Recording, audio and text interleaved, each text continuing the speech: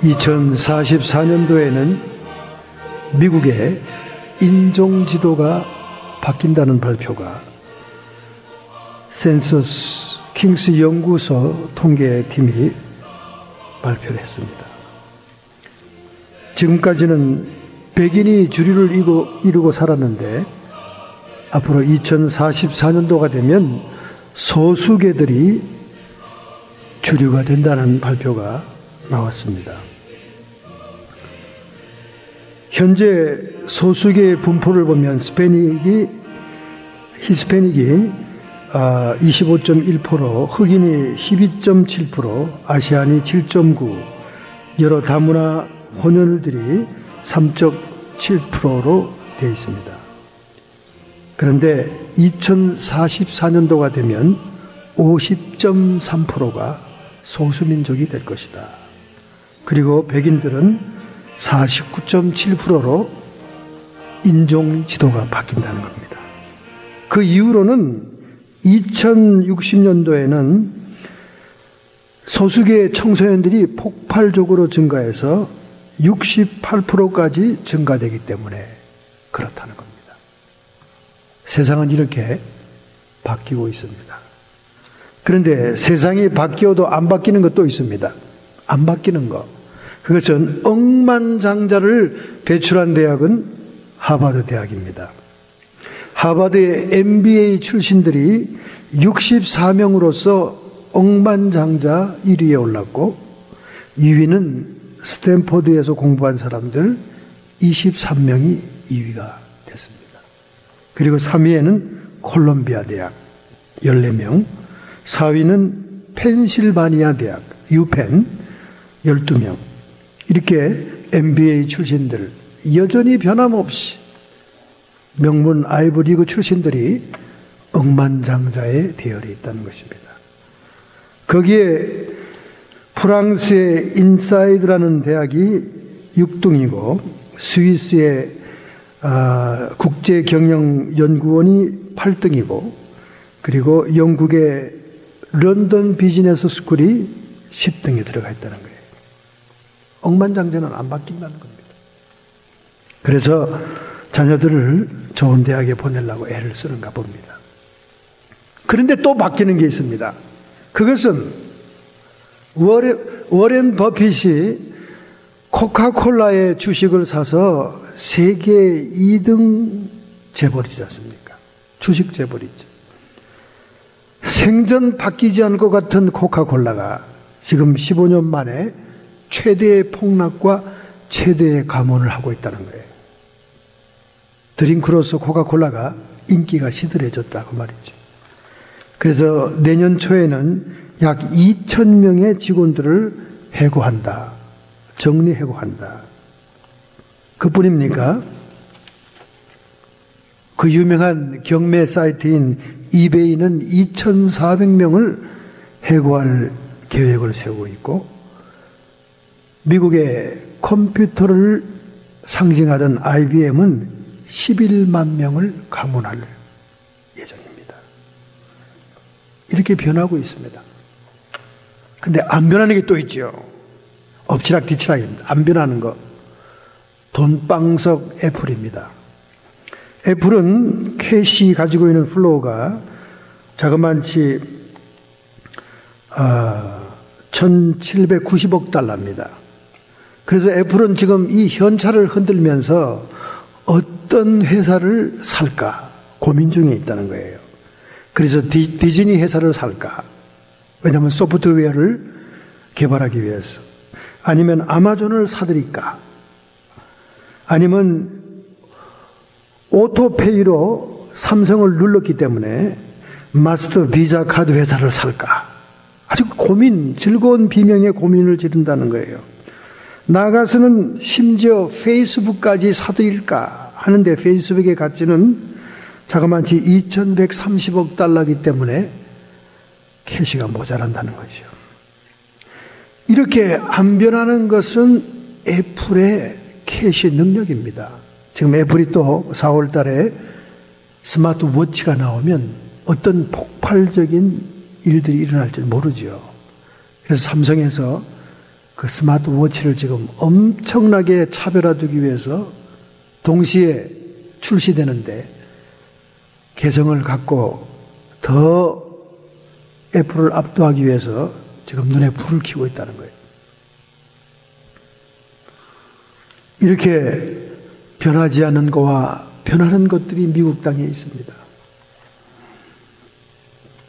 그런데 이런 변화무쌍 가운데 우리가 제일 걱정해야 될 것은 기독교인들이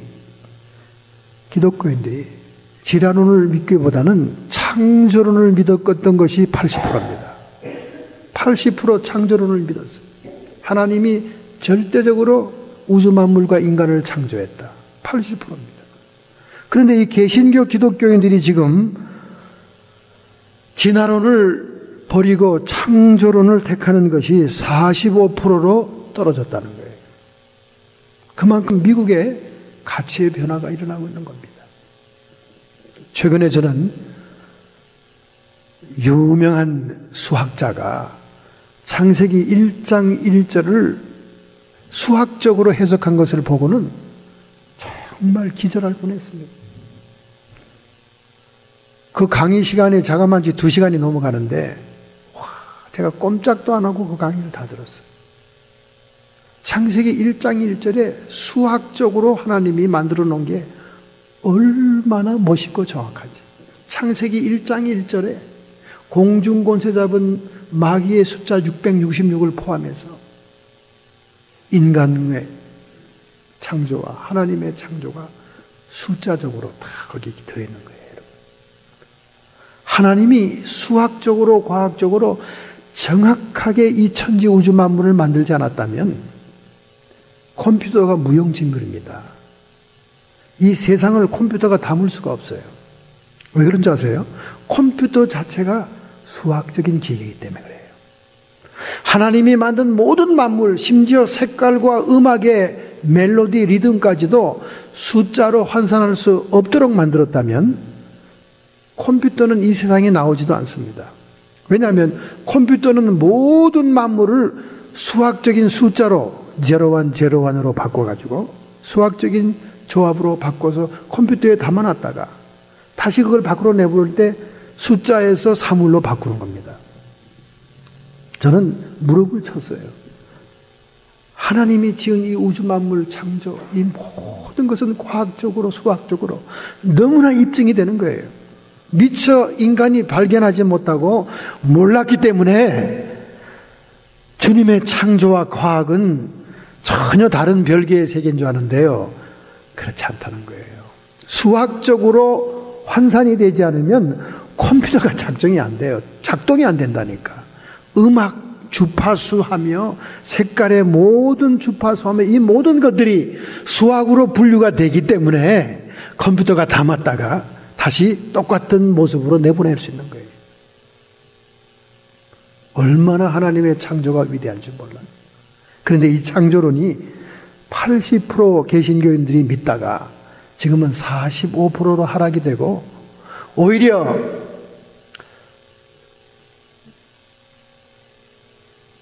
과학적인 진화론, 비과학적인 맹신적인 진화론을 따르는 사람들이 생기기 시작했다는 거예요. DNA를 발견하고 게놈 지도가 형성되고 이제 인간의 생명마저도 인간이 지을 수 있다는 그런 가능성을 보게 되니까 하나님의 인간 창조에 대해서 회의를 느낀다는 거예요. 그러나 여러분, 영혼을 만들 수 있습니까? 영혼을 어떻게 만들겠어요? 인간의 한계는 거기까지인 거예요. DNA로 모습을 만든다 하더라도 그건 짐승에 불과한 거예요. 영혼이 없는 짐승에 불과한 겁니다. 영혼을 창조할 수 없는 거예요. 인간의 한계가 그거예요. 미국과 세상이 변화되는 것과 변하지 않는 것이 있지만은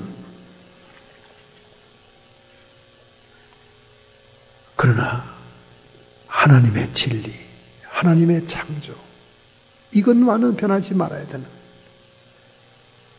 그런 마음이 있는 것입니다. 바로 에스겔이 바벨론의 포로로 잡혀가서 그런 마음이었어요. 모든 백성들은 야훼 하나님께서 이 택한 언약의 백성을 버렸다. 그렇게 좌절 속에, 낭망 속에 노예 생활을 하고 있는 거예요. 그발 강가라고 하는 니풀 운하를 파고 있는 운하 작업에 동원된 포로들, 밤중에 막사에는 하루 온종일 중노동한 그 노예와 같은 그들의 신음소리가 하늘을 울립니다. 고통스러워서. 그러니 절망이죠.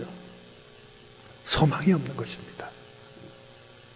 그러나 제사장 집안의 부시의 아들 에스겔을, 아버지 제사장 부시의 아들 에스겔, 제사장입니다.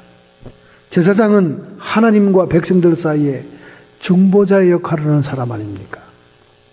그런 이 고통의 현장, 이 절망이 납덩어리처럼 백성들을 누르고 있는 이 중노동의 현장에서 그는 5년 동안이나 강가에서 기도합니다.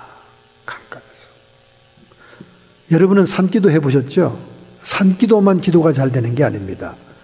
물가나 바닷가에서도 기도가 잘 돼요. 저도 금문교 넘어 저희가 학교 가는 길 옆에 비치들이 많은데 정말 답답하고 어려운 일이 있을 때 그 비치가에 바위 덩어리에서 파도 소리가 들리는데 기도하면요, 기도 집중이 잘 됩니다. 그 파도를 이기기 위해서 부르짖잖아요. 그런데 우리 한국 사람들이 바닷가에서 떼거리를 몰려가서 통성기도를 한 거 아닙니까? 그랬더니 어떻게 됐겠어요? 경찰 헬기가 떴죠. 헬기가 떠서 드디어 우리 한국 사람들은 참 별난 민족이에요.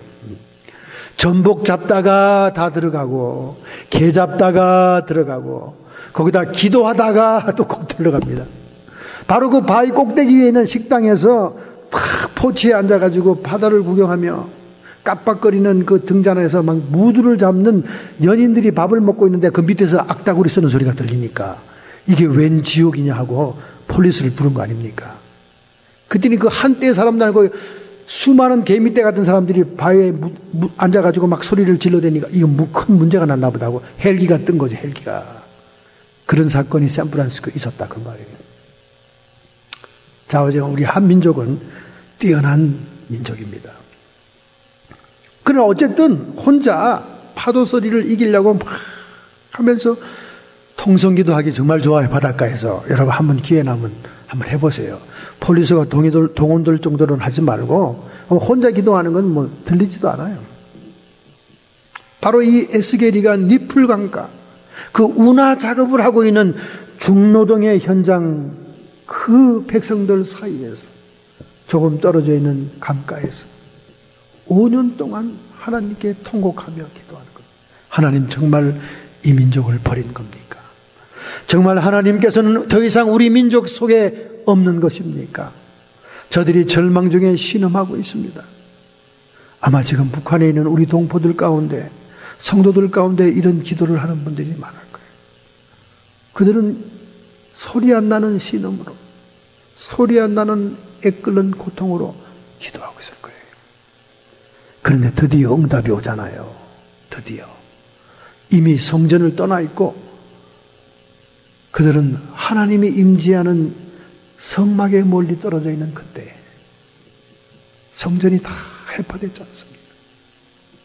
근데 시간의 지성소, 신학적으로는 시간의 지성소라고 그래요.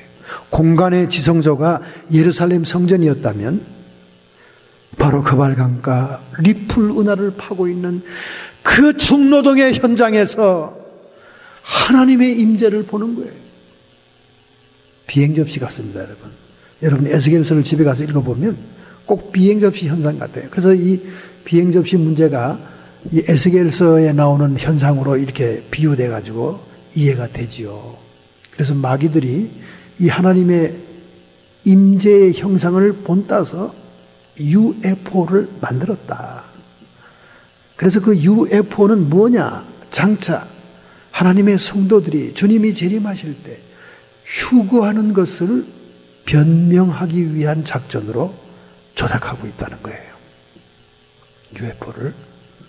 그 UFO는 홀로그램이나 이런 레이저를 얼마든지 만들 수 있대요. 여러분 홀로그램 알죠? 헐리우드의 그 오스카상 골든 디스크상 이거 할 때 그 죽은 가수들 무대에 나와서 막 춤췄잖아요. 노래하고. 홀로그램으로 만드는 거예요. 요즘은 홀로그램으로 입체적인 형상을 다 만듭니다.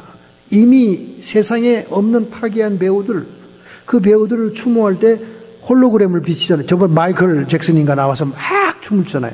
사람들이 놀래잖아요. 이게 진짜 이게 살아서 왔나? 홀로그램이에요. 입체적으로 형상을 때리는 거예요. 그런 식으로 홀로그램을 공중에 만들어서 UFO 현상을 만든다는 거죠. 모방을 좋아하는 사탄이 바로 에스겔서에 등장한 시간의 지성소, 하나님의 임재의 모습을 그대로 흉내내서 UFO 현상을 만들었다는 거예요. 왜 그러냐? 휴거를 변명하기 위해서. 택한 자들이 휴거돼서 올라가면 남은 자들이 뭐라 그러냐? UFO가 데려갔다. 그렇게 얘기하려고 지금 그렇게 한다는 거예요. 근데 여기 에스겔에 보면 정말 UFO 같이 생겼어요. 그걸 이렇게 베델 성서를 만든 그 루트란 교회에서 그 그림으로 만든 그 화보에 보면 꼭 UFO 같아요. 빛이 막 비치고 막 그 안에 막 다리가 달리고. 그게 시간의 지성소라고 그럽니다. 신학적으로. 그들은 예루살렘을 멀리 떠나 있지만 에스겔은 그발 강가에서 하나님의 임재를 만나게 된 거예요. 그래서 하나님이 그를 능력을 부어주시고 그를 끌어올리기도 하십니다. 마치 UFO가 사람을 끌어가는 것처럼 그 끌어올리기도 하죠. 그래서 에스겔이라는 이름 히브리 말은 하나님이 강하게 하신다. 절망에 빠져 있고 소외감에 빠져 있고 하나님이 버렸다는 그런 낙심에 빠져 있는 그들에게 하나님의 임재가 임하는 거죠. 하나님은 어디에나 계시다. 예루살렘 성전에만 있는 게 아니다. 내가 고통의 현장에서 울부짖을 때 주님은 너에게 지금 함께 하신다. 참 여러분 경이롭죠. 여러분이 이미 다 읽었을 줄 알겠지만 정말 경이로운 하나님의 임재를 보게 됩니다. 그는 거기서 하나님의 사명을 받게 되는 거예요. 본래 제사장이라는 신분은 하나님과 백성들을 연결시키는 신분이기 때문에 백성들의 거룩함에 대해서 굉장히 신경을 씁니다. 왜냐하면 거룩함이 없이는 하나님을 뵐 수가 없어요. 거룩함과 화평이 없이는 하나님을 볼 수 없느니라. 할렐루야. 여러분 이거 중요한 키포인트예요. 거룩함과 화평이 없이는 주를 볼 수 없느니라. 할렐루야. 그래서 주님을 만난다는 이 제사장들은 거룩함과 화평의 사람들이 돼야 되는 거예요. 그런데 백성들이 하나님이 떠났다, 하나님이 버렸다 그러니 얼마나 하나님에 대해서 막말을 해드리겠어요. 하나님에 대해서 더 볼 장 없다, 볼 것이 없다고 생각하니까 얼마나 에티켓이 없고 함부로 무례한 말과 태도를 가지고 있겠냐고 말이에요. 하나님을 경배하기는커녕 얼마나 하나님을 얕잡아보고 험담을 하겠습니까? 거기에 대한 비통함과 눈물이 에스겔에게 있었던 거예요. 우리가 하나님을 만나려면 거룩을 지켜야 되고 화평을 지켜야 됩니다. 다툼과 싸움이 있어도 안 되는 거죠. 그래서 이 에스겔은 제사장으로서 그런 그 태도를 유지하려고 애를 씁니다. 그러자 하나님이 그에게 사명을 맡기죠. 그래서 그는 그 사명대로 예언대로 하느라고 기이한 행동과 상징적인 언어를 통해서 말씀에 충실한 하나님의 종이 되는 거예요. 그래서 참 핵에 망치간 일들이 많아요. 선지자 이사야는 세계 최초의 스트리킹 선지자입니다. 빨가벗고 뛰는 사람. 에스겔도 참 고통이 많았어요. 아내가 죽죠. 그리고 그 비둘기 똥을 가지고 구워서 밥을 해 먹죠. 한쪽으로 누워서 수백 일을 지나고 한쪽으로 누워서 몇백 일을 지나고 하나님이 시키는 대로 하나님의 메시지를 상징과 징조로 드러내기 위해서 그 사명을 감당한 겁니다. 나는 너의 징조라. I am a sign to you. 하나님의 징조가 되기 위해서, 하나님의 사인이 되기 위해서 그는 충성을 다한 겁니다. 자, 여러분, 만인 제사장이라고 그러지 않습니까? 종교개혁의 기치 가운데 마르틴 루터가 주장한 게 뭡니까? 오늘날 모든 성도는 다 제사장이다, 그 말이에요. 하나님과 백성 사이를 이어주는 제사장의 사명이 있다는 거 아닙니까? 오늘 여러분과 저는 다 만인 제사장이다, 그 말입니다. 그렇다면 주님의 사명을 감당해야 됩니다. 여러분, 예수님께서 그랬잖아요, 그죠? 자기를 부인하고 자기의 십자가를 지고 나를 따를지니라. 자기 부인은 자기를 죽이는 거죠. 자기를 낮추는 겁니다. 근데 자기 십자가는 뭡니까? 자기 십자가는 예수님처럼 사명을 얘기하는 거예요. 사명. 자기 십자가를 지고 나를 쫓아야 합니다. 예수님마저도 사명을 선택할 때가 되면 천사가 나타납니다. 겟세마네 동산에서 하나님 할 수만 있으면 이 잔을 내게 옮겨주시옵소서. 고통스러운 고난의 십자가가 앞두고 있다는 걸 알고 그 다른 길을 추구하니까 곧 그 마음속에 하나님의 섭리와 뜻에 순종하는 감동이 와서 내 뜻대로 마옵시고 아버지의 뜻대로 하옵소서. 주님이 주시는 사명의 잔, 고난의 잔을 받겠다고 결단했더니 천사들이 수정 들더라. 할렐루야. 많은 사람이 그런 질문합니다. 아, 목사님, 천사가 성경에도 많이 나오는데 도대체 천사가 나한테 있긴 한 거예요? 나한테 역사는 하는 겁니까? 나를 도와주는 게 뭐 있어야지 말이죠. 요즘 유튜브에 보세요, 여러분. 천사들이 막 등장해가지고 찍힌 사진들이 많아요. 참 신비롭죠. 예배하는 중에 어린아이가 막 진심으로 찬양합니다. 한 3살에서 5살짜리밖에 안 되는 애인데 말이죠. 예배 항상 어머니가 데려오니까 그 찬송의 애가 깨었는 것 같아요. 그래서 막 찬송하는데 저쪽 끝에 천사가 나타나는 모습이 찍혀가지고 유튜브에 막 지금 떠돌잖아요. 그런데 모든 하나님의 자녀들과 백성들에게는 천사가 섬기는 자로 와 있다는 거예요. 할렐루야. 초자연적이고 초능력적인 천사들이 우리에게 있다면 우리의 삶이 얼마나 도움이 될까요? 그렇잖아요. 옆집에 좋은 친구가 찾아와도 도움이 되는데.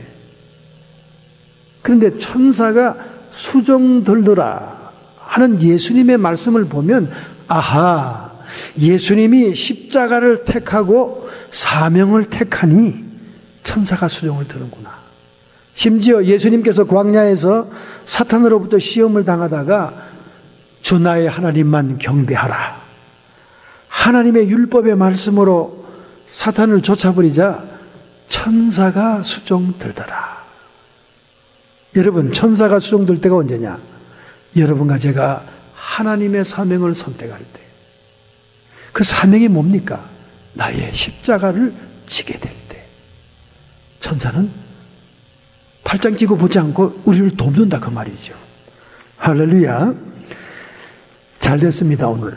바로 에스겔이가 아무것도 할 수 있는 일이 없는 무능한 이방 땅 포로 노예의 현장에서 하나님의 임재를 만난 다음 하나님의 사명을 받은 것처럼 우리가 구체적으로 내가 사명을 갖는 게 무엇이냐, 십자가를 지는 게 무엇이냐를 에스겔을 통해서 깨닫는다면 우리도 천사의 수종을 받을 수 있을 줄로 믿습니다. 할렐루야. 구미가 땡기지 않습니까? 그잖아요. 맨날 보이지 않는 천사, 형식적으로 성경에나 나오는 그게 아니래잖아요. 그게 아니야. 우리가 위험하거나 우리가 공궁에 처했거나 우리 인간의 힘으로 할 수 없을 때 나를 섬기는 천사들이 나를 도와준다는 거예요. 제가 제일 첫 번째로 강원도에 있는 어떤 기도원에서 부흥회를 인도했습니다. 그런데 굉장히 하나님의 역사가 많았어요. 정말 우리 동네에서 정말 별로 예수도 안 믿고 교회도 안 나오고 굉장히 저를 괴롭히던 그런 할아버지 한 분이 계셨어요. 이 사람은 자기 말이 항상 나는 야당이야. 정치도 야당이고 교회에서도 야당이야. 정말 야당이더라고요. 뭐 재직회를 여나 뭘 하나 항상 반대야. 항상 꼬투리를 잡아. 이 목사님에게는 이게 참 기도의 제목입니다. 그래서 이제 덩치도 크고 또 목소리도 우리 박자미님처럼 그냥 이 기차 가는 홀통 같은 소리니까 한마디 하면 교회에 영향이 있는 거예요. 교회가 다 흔들거려. 그래서 제가 기도를 많이 했는데 그분이 죽었다는 소식이 들렸어요. 온 어린애가 먼저 뛰어오더니 제가 막 가방을 싸고 신방 가방을 막 싸는 도중에 또 그 부인이 뛰어온 거예요. 목사님 큰일 났어요. 우리 거기가 오늘 장날 나갔다 왔는데 그냥 집에 와서 눕더니 죽어버렸어요. 그게 무슨 말입니까? 하더니 눈동자도 갔고요. 호흡도 끊어졌어요. 아니 그러면 빨리 저 의사를 불러야지. 그때 그 양구 그 동네엔 의사를 부르려면 참 한두 시간이 걸리는데요. 의사도 불렀습니다. 그 조합장이 가서 막 전화 급하게 해서 불렀어요. 그래서 목사님이 가서 빨리 임종 끝났다는데 빨리 좀 와달라. 갔어요. 가서 이 목을 이렇게 만져보고 눈을 까디벼보고 다 끊어졌더라고요. 다 끊어졌어요. 정말 당황스럽대요, 제가. 그러니 어쩝니까? 하나님한테 그 영혼을 부탁한다고. 하나님, 이제 숨이 끊어졌사오니 이 영혼이 하나님 나라 가기를 원합니다. 그러면서 이제 간절히 막 찬송을 하고 기도하고, 그러니까 막 장로님, 사모님이 이번에 여기 왔던 분이에요. 다 신자들을 데리고 막 그 집에 꽉 들어찼어요. 하나님께 막 기도하고, 사람들은 울기도 하고. 그런데 이상한 믿음이 들어오더라고요. 베드로도 죽은 자를 살렸고, 주님이 하시면 못할 것이 없는데 그분이 죽을 때가 아니에요. 엄청 건강하신 분이에요. 70이 넘는데도 아주 건강하신 분이었어요. 병원에서도 이 신체 검사해 보면 어디 아픈 장기가 없는 분이에요. 목소리가 이게 힘이 있는 사람들은 근력 있는 사람들입니다. 우리 박자배님도 아주 건강하잖아요. 네. 그래서 하나님께 탁 머리에다 손을 얹고 막 강하고 담대하게 선포했죠. 성령께서 이렇게 믿음을 주니까, 기름 부음을 주니까 나사렛 예수님의 이름 권세로 그 영혼이 돌아오고 소생할지어다 소리를 쳤더니 옆에 있던 남자 전도사, 여자 전도사, 그리고 장로님 부인까지도 저를 스트레인지한 얼굴로 쳐다보는 거야. 이거 목사님 또 망신당하고 목회 못하려고 지금 이러시는 거 하고, 막 제가 그냥 임종기도만 할 줄 알았는데 이게 막 일어나라 그러니까 교회 중직자들은 걱정이 된 거예요. 근데 다른 뒤에 있는 평신도들은 다 아멘하고 막 쌍수로들어 할렐루야 그러더라고요. 그러니까 초신자 평신도들이 더 믿음이 좋은 거야.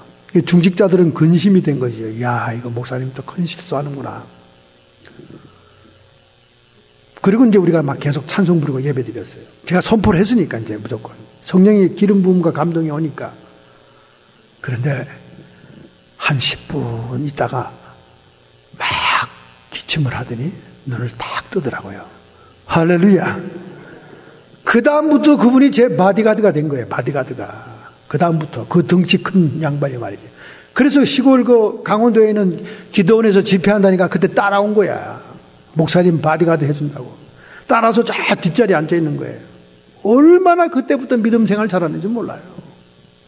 정말 잘해요. 목숨 걸고 뭐 자기는 야당이니 뭐 정치도 야당, 교회에서도 야당 그러더니 그런 게 없어졌어요. 무조건 아멘이래. 무조건 아멘. 설교하면 무조건 아멘이야. 그러니 그분이 첫날 집회를 참석하고 저를 탁 붙들더라고요. 목사님, 오늘 목사님이 막 앞에서 설교 마치고 안수해 나가는데 양쪽에 하얀 천사들이 같이 다녔어요. 그렇게 얘기하더라고요. 그 얘기를 들으니까 얼마나 힘이 솟는지, 그래요. 눈에 보여요. 내 눈에 보였어요. 보였다는 거예요. 옆에 막 건장한, 자기가 이제 바디가드라고 이렇게 막 자처하니까 아마 하나님이 보여준 거겠죠. 목사님 주변에는 천사들의 바디가드가 있다는 걸 보여준 거죠. 막 기골이 장대한 그런 천사들이 너무 두렵더래, 자기가 보니까. 목사님만 안수하고 막 지나가는데 따라다니면서 보좌를 하더라는 거예요. 할렐루야. 저는 확실히 믿습니다. 하나님의 사명을 감당하고 하나님의 일을 할 때는 반드시 천사들이 함께 한다는 걸 믿습니다. 할렐루야. 그렇다면 에스겔이 받은 사명처럼 우리도 내 십자가를 진다는 게 뭐냐 구체적으로. 첫째, 오늘 본문 33장 1절부터 6절에 나옵니다. 그러나 파수꾼이 나팔을 불지 아니하면 그 죄를 내가 파수꾼의 손에서 찾으리라. 여러분과 저가 사명을 감당하고 십자가를 진다는 첫 번째 의미는 파수꾼의 사명입니다. 할렐루야. 여러분, 파수꾼은 깨어서 경성에서 성벽 꼭대기에서 적진을 향해 눈을 뜨고 보는 겁니다. 즉, 이 파수꾼은 먼저 우리에게 기도의 사명을 얘기하는 거예요. 우리가 육신의 눈을 뜨고 앞만이 불아리고 쳐다보고 있어도 보이는 것은 자연밖에 없습니다. 그러나 기도의 눈을 감고 하나님께 기도할 때는 성령이 영적인 세계를 보여준다는 거예요. 그래서 파수꾼의 사명은 영적으로 깨어있어 경고하고 분별하는 사명입니다. 우리가 십자가를 진다는 것은 파수꾼의 사명을 감당하는 거예요. 중보 기도자의 사명입니다. 여러분 주변에는 이웃을 욕하지 마세요. 여러분의 직장 동료들을 흉보지 마세요. 여러분의 가족들을 원망하지 마세요. 그것은 여러분의 기도가 없기 때문에 그런 거예요. 모든 잘못을 내가 기도 부족해서 그랬다는 진심으로 그런 마음이 나와야 여러분과 제가 파수꾼 사명을 감당한 거예요. 그런데 우리는 우리 주변의 사람들에게 얼마나 원망이 많습니까? 파수꾼이라는 히브리 말은 미슈마로, 보호하고 감시한다. 시대와 적들을 분별하고 영적으로 깨어있어 가정과 교회와 나라와 민족을 위하여 사명적인 기도를 해야 됩니다. 얼마나 여러분과 저의 기도의 삶이 해이해졌어요. 얼마나 기도 안 하고도 뻔뻔하게 살고 있습니까? 사무엘 선지자는 내가 기도 쉬는 죄를 범하지 아니하리라. 마땅히 파수꾼의 사명자들은 기도가 사명인데 기도를 쉬게 되면 죄라는 거예요. 죄라는 거예요. 여러분, 특별한 시간과 장소를 정해서 기도하기가 불편하면 침대에 잠자리에 들기 전에 그리고 침대에서 잠자리에서 일어나면서 그때라도 내가 기도하리라 그렇게 작정하시기 바랍니다. 그러면 그 시간과 장소는 분명히 지켜질 수 있어요. 그리고는 성령께서 여러분에게 주시는 대로 주변의 사람들을 놓고 깨어 기도해야 됩니다. 이게 파수꾼의 사명이에요. 나에게 인연이 되었고 나에게 붙여준 사람들인데 내가 기도가 부족해서 그들이 하나님께 돌아오지 못한다면 그 핏값은 내 파수꾼의 손에서 받게 된다고 말입니다. 얼마나 무서운 얘기입니까? 이거는 선택이 아니라 필수인 거예요. 그래서 우리는 십자가를 진다는 것은 십자가가 얼마나 고난이고 고통스러운 걸 얘기합니까? 우리가 파수꾼의 기도를 해야 돼요.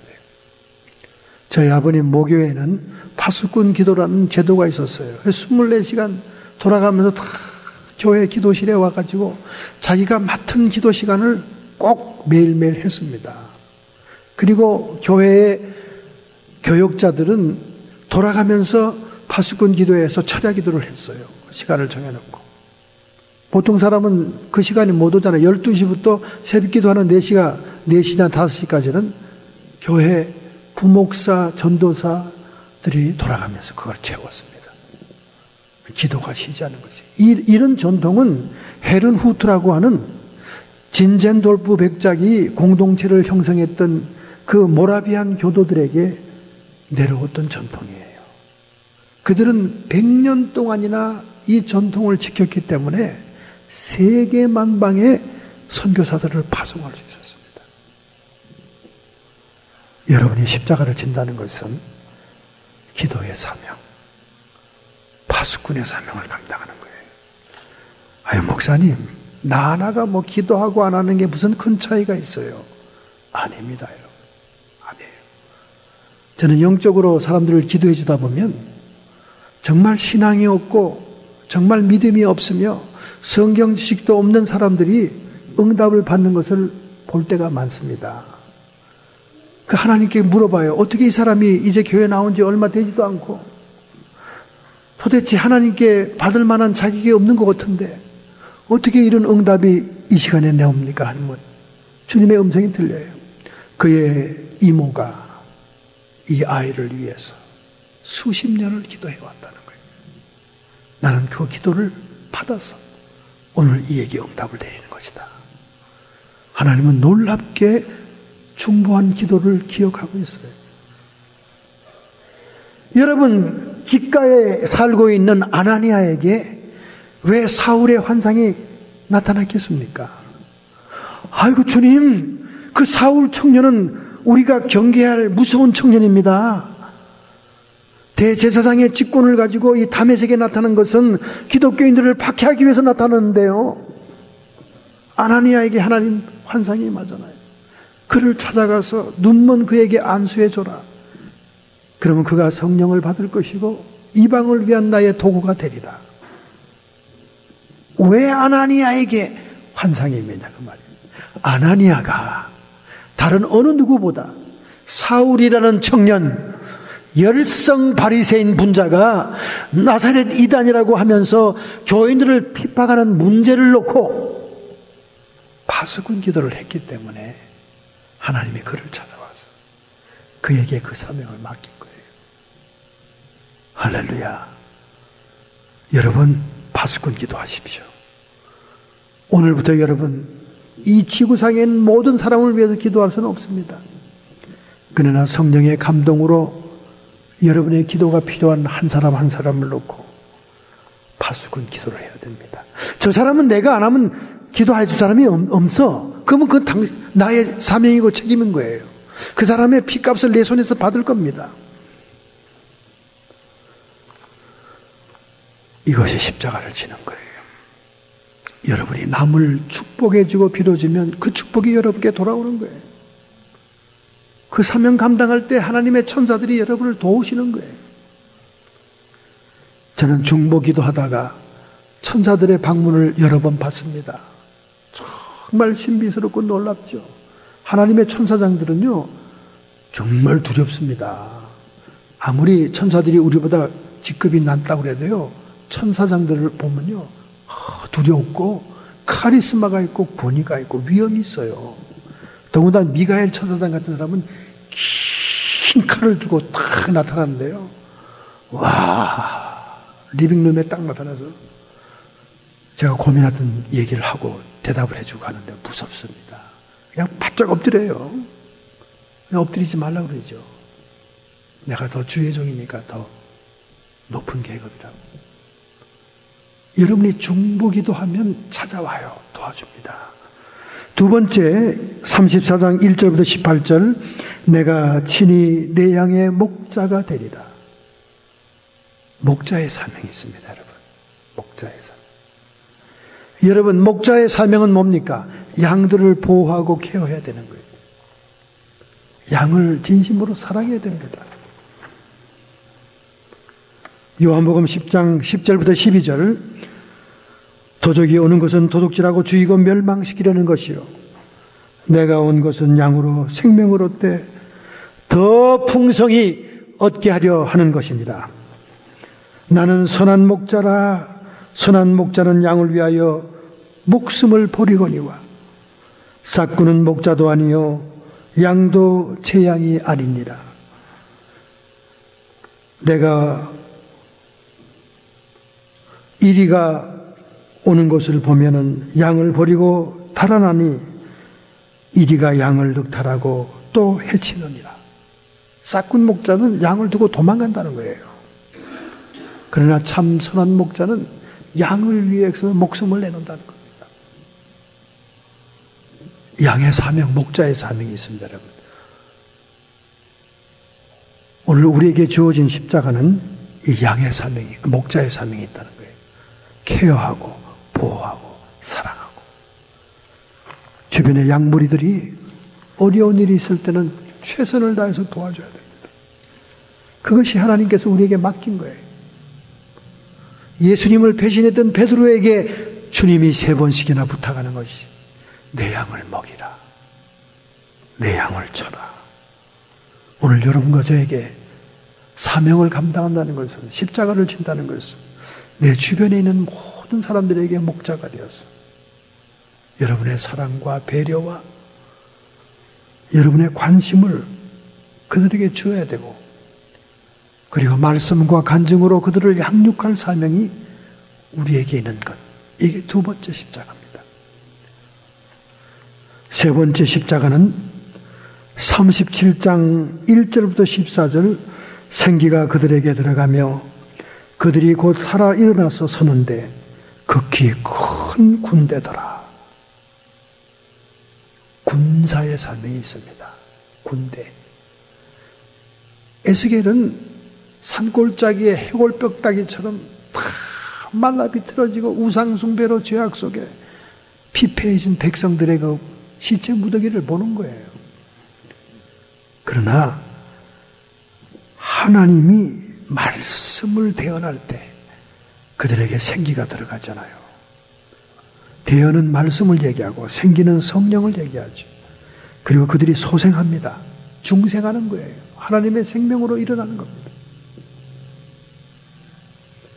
바로 이 예언의 말씀은 반드시 이스라엘 백성 유대인들에게 이루어집니다.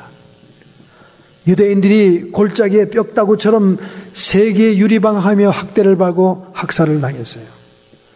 이 사실 그대로 아우슈비츠, 유대인들의 그 뼈다구와 시체들이 산더미같이 쌓여 있지 않습니까?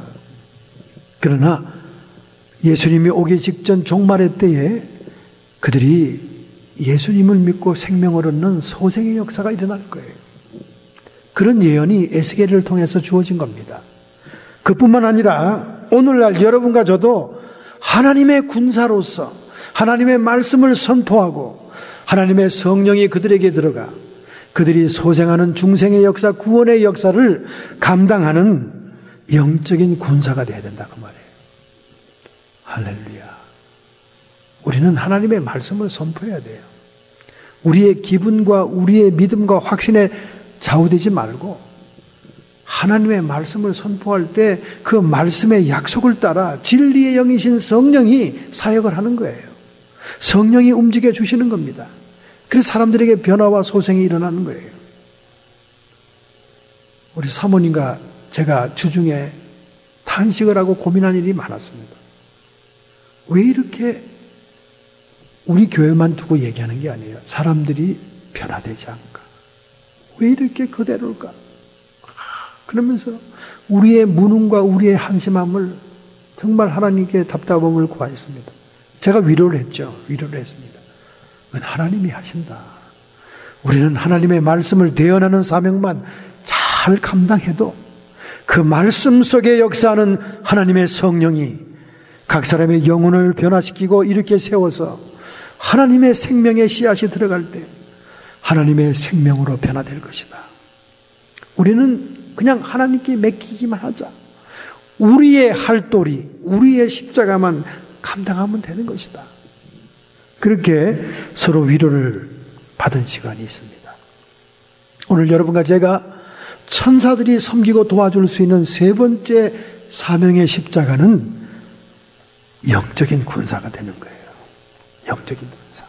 그 영적인 군사는 단순히 소극적으로 주저앉아 있어서는 안 됩니다. 군사는 어떻게 해야 됩니까? 마태복음 11장 12절에 세례 요한의 때부터 지금까지 천국은 침노를 당하나니 침노하는 자는 빼앗느니라.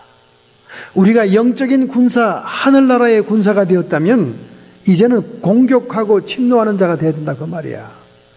방어적인 개념이 아니라 공격적인 개념인 것입니다. 적극적으로 하나님의 일을 막 펼쳐나가고 적들을 향해서 도전을 하는 겁니다, 여러분. 이런 사명이 에스겔에게 주어졌듯이 오늘 여러분과 저에게도 주어졌는 줄로 믿습니다. 할렐루야.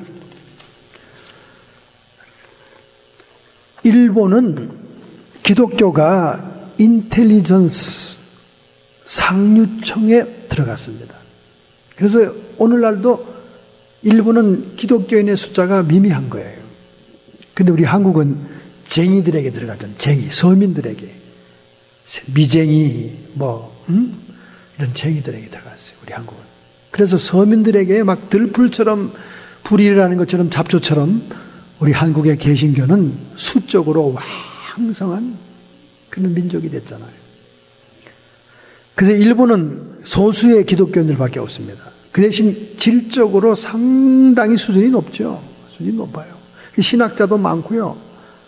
또 존경받는 분들이 많아요. 그 중에 가장 존경하는 가가와 도요히코라는 일본의 목회자가 있습니다. 이분 가천풍원이라고 그러는데 이분이 주석서도 썼고 일본의 기독교인으로 존경받는 분입니다.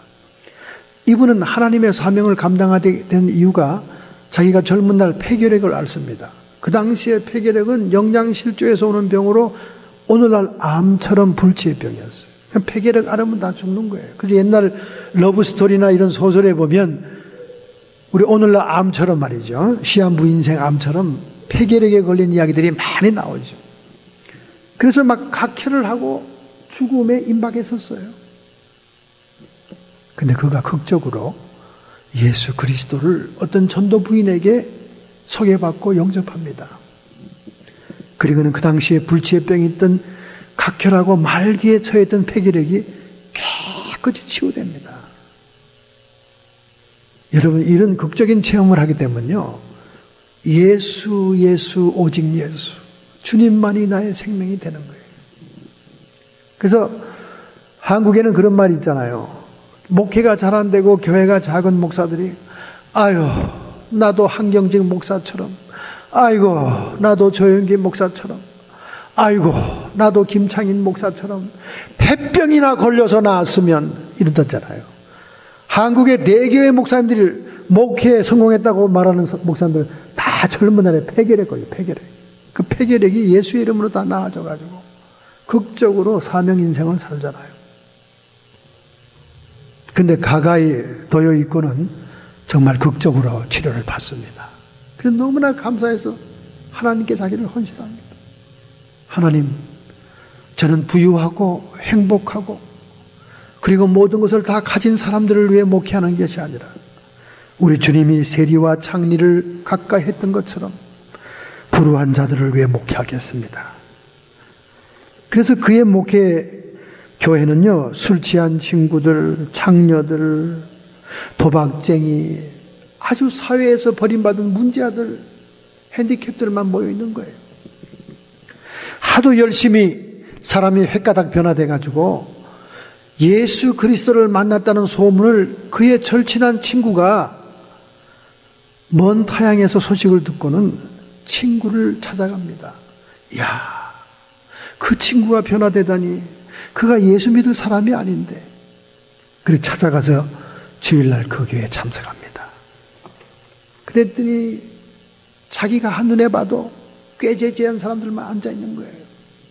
머리를 막 산발하고 껌을 씹는 창녀, 밤새 도박해서 눈이 막 졸고 있는 도박쟁이들, 막 이런 사람들만 앉아있는 거예요. 친구가 보니까 한심하고 기가 막힌 거야. 근데 예배 도중에 또 어떤 남자가 뒤에서 막 불러내니까 또 창녀가 또 따라 나가고, 또 예배가 끝나니까 도박쟁이는 난 지금 피곤해 죽겠는데 이렇게 졸면서도 예배를 참석했으니까 도박 자금을 내놓으라고 그러고, 그러니까 또 가가와 도요이코가 또 자기 주머니 쌈짓돈에서 돈을 주고, 보니까 친구가 이 엉망진창이거든. 그러면서 딱 예배 끝나고 같이 식사하면서, 자네 때려치워. 자네는 지금 위선자야. 이런 사람들 데리고 당신이 예수를 사랑해서 목회한다고, 사명을 감당한다고, 아무런 소망이 없고 변화되지도 않는 이 사람들, 당신은 지금 이런 사람들을 끼안고 지금 애쓰고 노력하고 있다는 그 명성을 얻기 위한 위선에 불과한 거야. 당신의 그 위선을 치우고 지금 여기서 이걸 접어. 이게 뭐냐고 말이지. 도박쟁이는 도박쟁이대로, 핸디캡은 핸디캡대로, 깡패는 깡패대로, 장녀는 도중에 또 나가버리고 남자들이 부른다고, 술 먹어 너무 술 쳐서 해롱거리고, 어떤 사람은 돌멩이를 또 뒤에서 막 집어 던지고, 강대상이 돌멩이를 피하느라고 설교하다가 말고. 그랬더니 이 가천풍은 가가와 도요이코가 싱긋이 친구를 보고 웃었습니다. 자네도 죽을 목숨 살려준다면 나처럼 될 것이네. 나를 살려준 그 주님이 어떠한 삶을 살았는가를 내가 알기 때문에 나는 주님의 가진 그 팔자기를 따를 수밖에 없다네. 당신의 눈에는 내가 가증스럽고 위선을 떨고 불우한 자들을 이용해서 명성을 떠치려고 하는 것처럼 보이겠지만 나는 심각하네. 나는 나의 생명을 살려주신 주님을 위해 무엇이든지 할 수 있다네. 당신과 나는 입장이 다르. 입장이 다르. 여러분, 입장이 다른 게 맞습니다. 여러분과 저가 그런 절박한 절대절명에서 회생한다면 주님을 사랑하지 않을 수 없으며 주님께 헌신하지 않을 수가 없습니다. 그런 마음이 우리에게 성령의 감동으로 와야 되는 거예요. 여러분, 어저께 발렌타인이었기 때문에 여러분 초콜릿도 다 받으셨죠? 지독히 사랑하는 여러분 남편, 아내로부터 초콜릿을 받았겠죠? 그렇잖아요? 근데 여러분, 이 초콜릿이 그냥 달콤한 게 아닙니다. 초콜릿을 받아 먹으면서도 사연을 알면 우리 주님을 사랑하는 사람들은 다른 마음을 먹어야 돼요. 이 초콜릿 생산국이 코티드부아르 1등 국가 서아프리카입니다. 두 번째는 가나예요. 이 두 나라에서 1, 2위로 거의 초콜릿이 다 생산됩니다. 그런데 이 초콜릿을 생산하기 위해서 노예와 같이 어린아이들을 부려먹는 악덕 농장주들에 의해서 초콜릿이 생산된다는 거예요. 200만 명의 어린아이들이 학대를 당하며 노예처럼 이 코코아 열매를 딴다는 거예요. 그들은 성인이 $2의 임금을 받으니까 어린아이들은 먹여주는 것만 가지고 노예처럼 산다는 거예요. 환경단체가 이 사실을 알고는 불매운동을 벌이고 있는 거예요. 정말 선한 농장주가 제대로 종업원들을 대우하고 제대로 임금을 주는 그런 농장에서 나오는 초콜릿만 우리가 사 먹자. 우리가 초콜릿을 즐기면 즐길수록 수백만 명의 어린아이들이 짐승처럼 노예처럼 학대를 당하고 있다. 여러분, 우리가 주님의 마음을 가지게 되면요, 이런 사정을 알게 됩니다. 다이아몬드가 피의 다이아몬드인 거 여러분 알고 있죠? 웨딩하는 사람이 다이아몬드를 서로 주고받으면 그것만큼 행복한 것이 없는데 그 다이아몬드는 피의 다이아몬드, 피. 수많은 사람들이 죽고 생산되는 다이아몬드예요. 이 다이아몬드는 세계적인 마피아나 이런 조폭 단체들이 휘두르고 있는데요. 그 이권을 서로 차지하려고 얼마나 많은 사람을 죽이는지 몰라요. 그래서 그 특집 영화도 나왔습니다. 소설도 나왔고요. 블라드 다이아몬드라고. 하나님의 형상대로 지음받은 사람을 살상한 물건이나 이건 저주가 따르는 거예요. 저주가. 무죄한 자의 피가 발린 피의 다이아몬드입니다. 그 다이아몬드도 불매운동 하잖아요. 진짜 그리스도인들은. 우리가 추구할 것은 다른 것입니다. 로마의 황제 리키니우스 시대입니다. 그때 알메니안 기독 신자들을 무참하게 박해하고 학살할 때입니다. 그런데 로마 군대 가운데는 썬더 웨리어라고 하는 울의 연대가 있었어요. 로마군이라고 해서 세상에 나가서 다 전쟁에 이깁니까? 자기의 자식들과 자기의 마을과 자기의 민족을 살리려고 하는 적군들이 목숨을 걸고 달려듭니다. 기습작전, 게릴라 작전, 별작전으로 다 괴롭히죠, 로마들을. 로마 군인들이 실패하는 장소마다 황제가 특별히 보내는 군사가 있어요. 그게 우레 군단, 썬더 워리어입니다. 얘들이 가면 무너지던 로마 군대가 다시 일어나고 승전하는 거예요. 그러니 해결사들 아닙니까? 마치 미국의 실 부대가 이번에 날아가서 누군가 알카에다 두목을 죽인 것처럼 이 실 부대 있잖아, 실 부대. 특수 게릴라 특전단들. 바로 이 썬더 워리어가. 그런데 이 썬더 워리어가 가는 데마다 로마 군대를 자존심을 세워주고 이기게 되는 이유가 있었어요. 그 연대 안에는 40명의 기독교인이 있었습니다. 할렐루야. 이 40명의 기독교인들이 나라를 위해 기도하고 전쟁에 목숨을 걸고 사명처럼 달려드니까 해결사가 될 수밖에 없는 거지, 여러분. 생각해 봐요. 로마가 패전하고 로마가 이방족들에게 밀릴 때 황제가 해결사를 보내면 이 워리어가 다 이기는 거야, 이 연대가. 그런데 황제 리키우스 시대 때 기독교인을 박멸하고자 하는 칙령을 내리면서 이 부대의 사령관은 고민하게 됩니다. 셀프트니우스라고 하는 장교가 고민하게 돼요. 그에게 그 특명이 내립니다. 썬더 워리어 이 연대가 로마를 살려주는 군대이긴 하지만은 그 안에 기독교인이 있으니까 이번에 다 잡아내라. 그래서 기독교인을 조사하니까 40명이었어요. 전쟁터였지만 얼음이 얼려있는 강가에 40명을 다 몰아냈어요. 그리고 밤새도록 그들에게 기회를 줍니다. 누구든지 이 강가에 따뜻한 막사와 그리고 음식과 이불이 있는 이곳에 예수의 이름을 부정하고 나오는 자는 살려준다.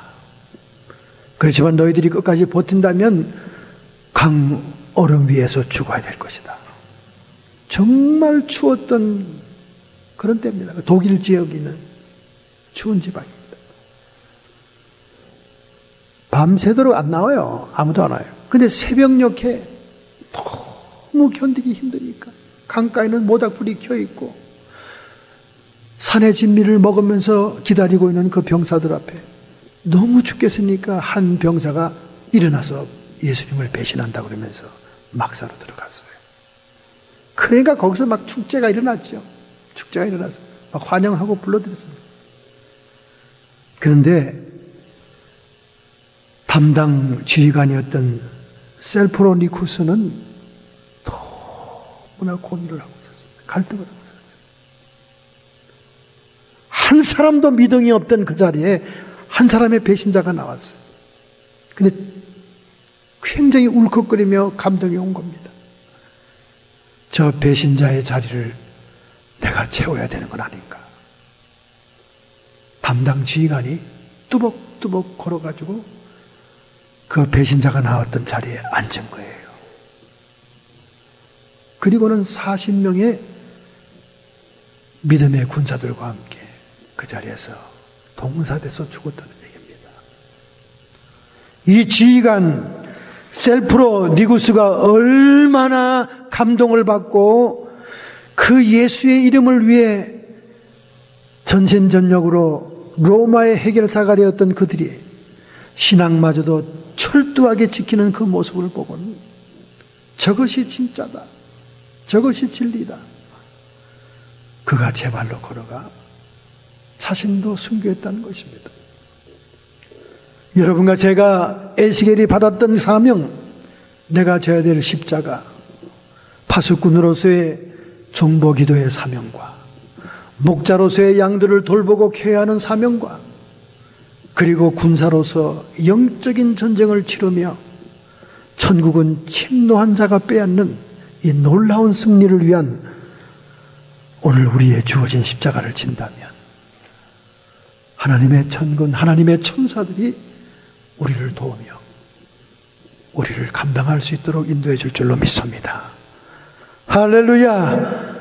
이러한 결단과 결심으로 올해를 살아가기로 생각한다면 여러분이 주님 앞에 여러분의 결단과 결심을 표현하시기 바랍니다. 주님 앞에 여러분의 의지를 보이시기 바랍니다.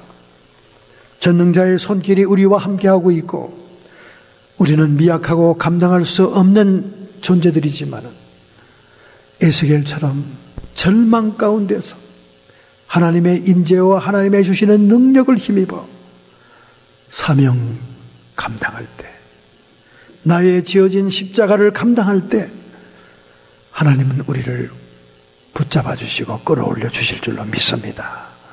하나님 아버지, 우리의 삶과 신앙의 삶이 너무 안일하고 나태합니다.